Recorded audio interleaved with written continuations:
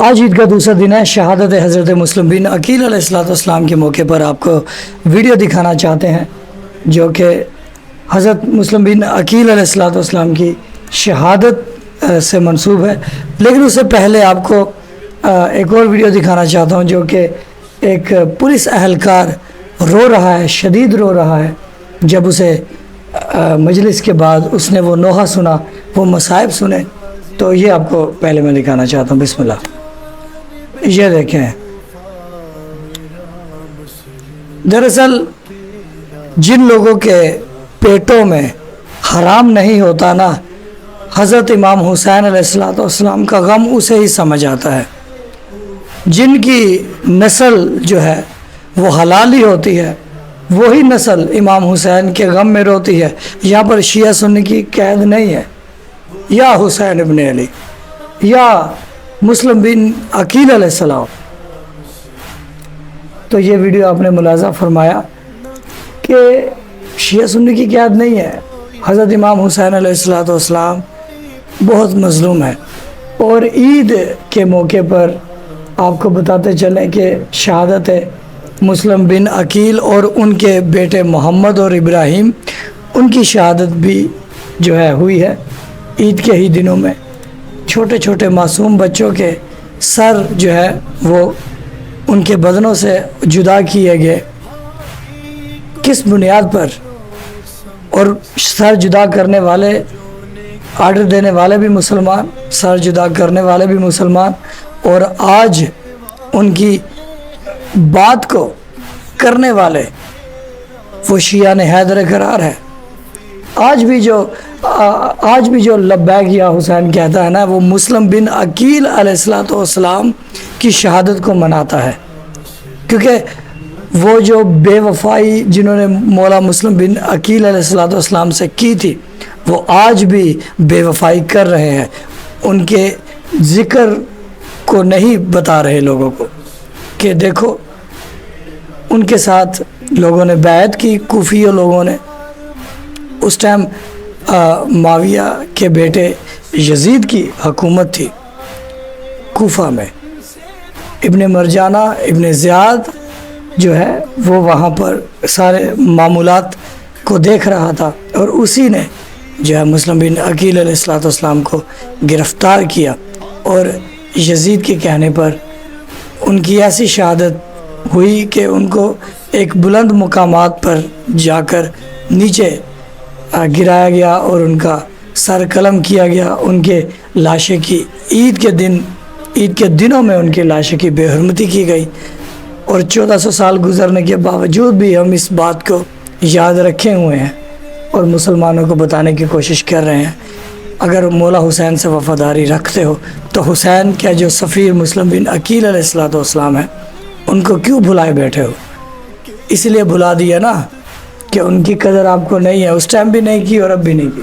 خیر، ہم آپ کو جو مجالس دکھانے والے ہیں، یہ مجالس آپ نے بڑے غور و فکر سے، بڑے توجہ سے ان باتوں کو آپ نے سننا ہے، کیونکہ ہم بڑی اہم ویڈیو آپ کے لیے آپ تک پیش کر رہے ہیں تاکہ آپ کو محمد وآل محمد علیہ السلام کے گھر کی باتیں بتائی جائیں. آپ کو سوشل میڈیا میں بہت ساری چیزیں دیکھنے کو ملتی ہیں کہ میری یہ کوشش ہے کہ میں مولا کے گھر کا غم جو ہے آپ تک پہنچاؤں. تو اللہم صلی علی محمد وآل محمد. تو عبید اللہ ابن زیاد ملعون نے کہا ایک آدمی کو گرفتار کرنے کے لیے اتنے لشکر کو منگوا رہے ہو؟ اس نے کہا یہ کوفے کا بقالی نہیں ہے، یہ علی کے ہاتھوں کا پلا ہوا ہے. کہا اس کا کوئی مقابلہ نہیں کر سکتا. کہا پھر دھوکہ دے کے گرفتار کر لو. انہوں نے زمین میں گڑھا کھودا، اس پہ گھاس رکھی، جناب مسلم کو مقابلہ کرتے ہوئے پیچھے ہٹتے رہے. جناب مسلم آگے بڑھ رہے تھے، اچانک گڑھے میں جیسے ہی گرے تو ان سب نے کہا مسلم ہم امان دے رہے ہیں، مقابلہ نہیں کریں گے، تلوار دے دیں. کہا قسم کھا کے وعدہ کرو. کہا ہم قسم کھاتے ہیں حملہ نہیں کریں گے. جناب مسلم نے تلوار باہر پھینکی گڑھے سے. جیسے تلوار پھینکی انہوں نے رسیاں زنجیریں جناب مسلم کے گلے میں ڈالیں. یہاں پر آپ کو بتاتے چلے حضرت مسلم بن عقیل علیہ السلام کے ساتھ ان لوگوں نے دھوکہ کیا، قسم اٹھائی کہ آپ لڑے نہیں، ہم آپ کی جان کی امان لے لیں گے اور آپ جو ہے ہمارے بندوں کو قتل مت کریں. کیونکہ ہاشمی خون تھا، مولا علی علیہ السلام کی نسل تھی، حضرت امام حسین علیہ السلام کے چچا زاد بھائی تھے. تو وہ قتل عام کر رہے تھے یزیدی فوج کا، تو انہوں نے قسم لے لی کہ یا مسلم آپ جو ہے ابن زیاد سے بات کریں، لیکن انہوں نے دھوکہ دیا۔ خیر آگے دیکھتے ہیں۔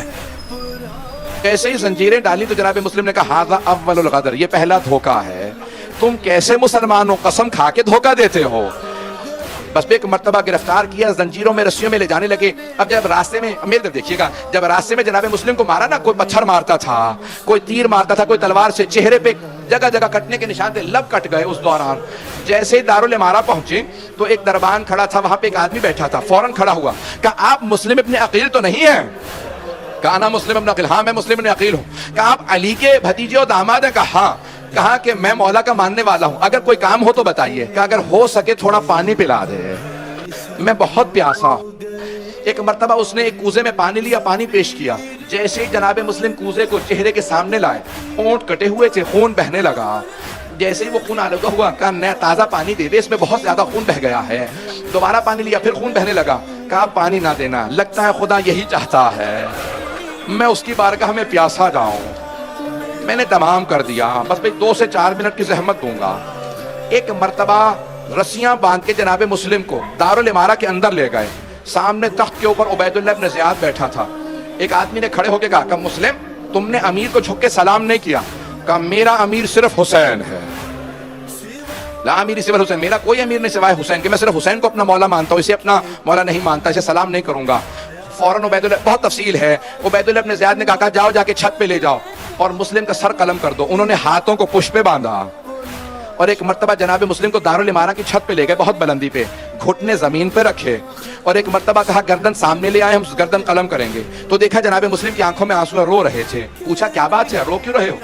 کہا میں اپنے لیے نہیں رو رہا، میں نے مولا حسین کو خط لکھا ہے، مولا کوفے آ جائے، کب میں پچھتا رہا ہوں، میرے مولا عراق آ رہے ہیں۔ یہ کوفہ ایسا نہیں کہ حسین یہاں آئے۔ ہاتھ جوڑ کے جملہ کہہ رہے آپ کے مولا حسین تو بہت دلیر ہے، ساتھ میں عباس ہے۔ کہا نہیں، مجھے اس بات پہ بھی صدمہ نہیں کہ مولا آ رہے ہیں، لیکن صدمہ اس بات پہ ہے مولا اپنی بہنوں کے ساتھ آ رہے ہیں۔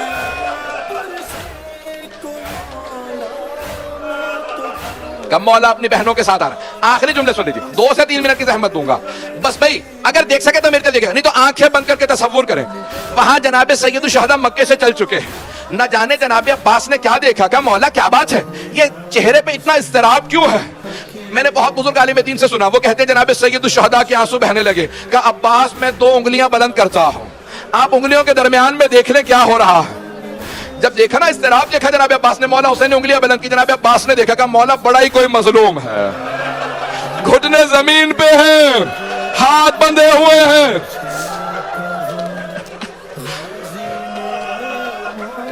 مولا حسین نے کہا کہ عباس ذرا غور سے دیکھو۔ کہا مولا سر جھکا ہوا ہے، میں دیکھ نہیں پا رہا، کسی عمارت کی چھت پہ ہے، میرے طرف دیکھیے گا۔ اچانک جناب عباس نے کہا کہ مولا لگتا ہے اس کی ماں زمین پہ بیٹھی ہے، کسی نے برقعے کا دامن پھیلا رکھا تھا، جب سر گرے گا تو میرے دامن میں آ۔ میرا دل کہتا ہے مولا حسین نے کہا ہوگا عباس یہ اس کی نہیں میری ماں ہے۔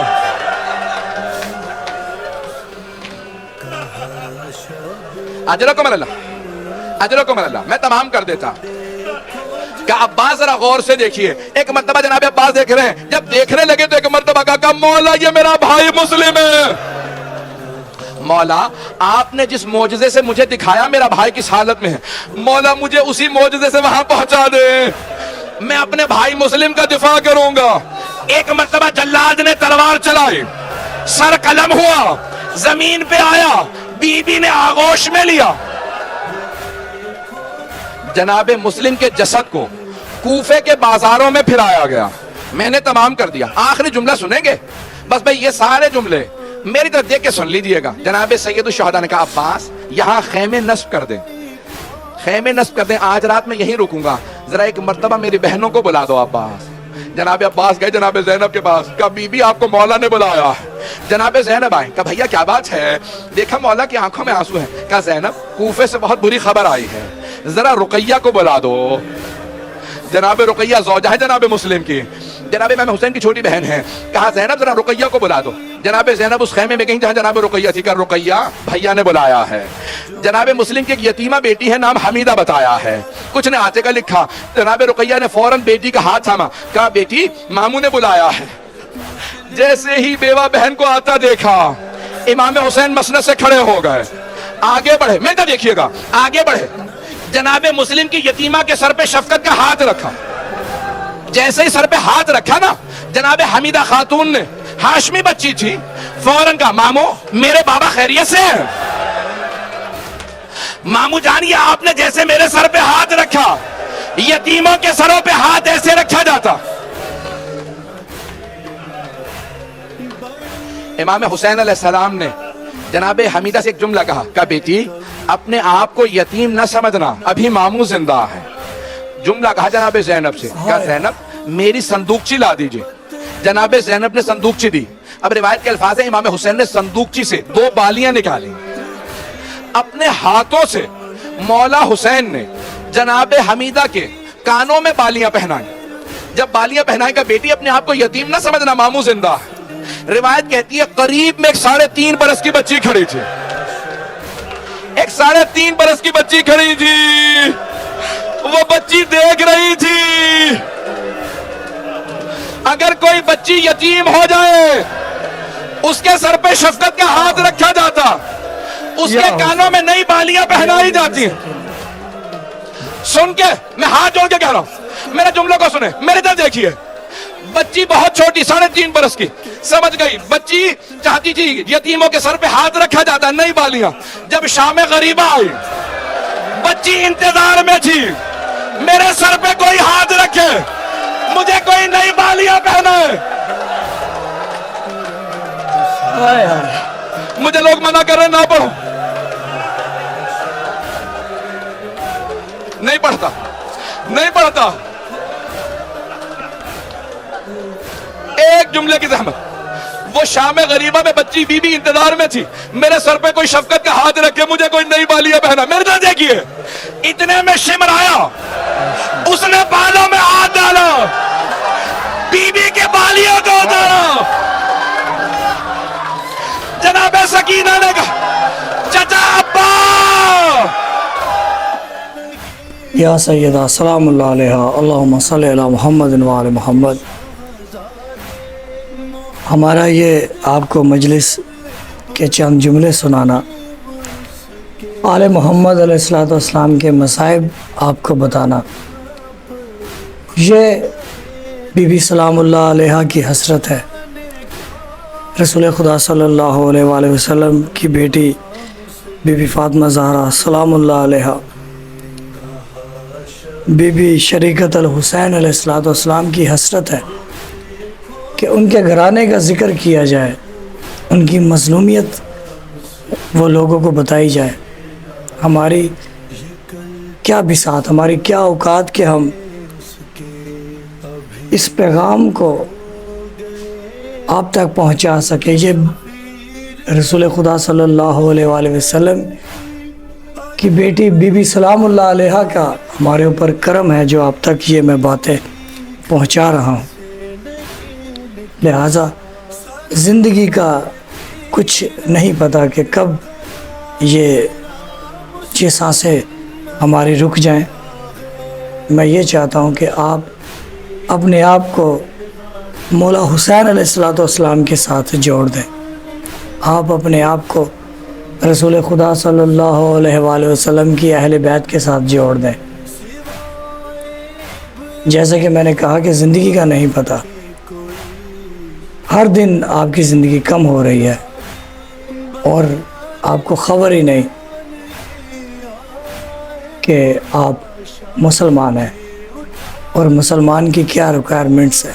مسلمان ہونے کے لیے اہل بیت علیہ السلام سے محبت کرنا بہت ضروری ہے. اور اہل بیت جب آپ کو پتہ چل جائے کہ اہل بیت تک آپ پہنچ چکے ہیں تو پھر ان کا غم ایٹومیٹکلی آپ کے دماغ، آپ کے دل اور آپ کی روح پر آ جاتا ہے. اسی لیے ہم اپنا فرض نبھا رہے ہیں آل محمد علیہ الصلوۃ والسلام کا ذکر، ان کا غم آپ تک پہنچا رہے ہیں۔ درود السلام محمد وآل محمد پر، اللہم صلی علی محمد وآل محمد وعجل فرج آل محمد۔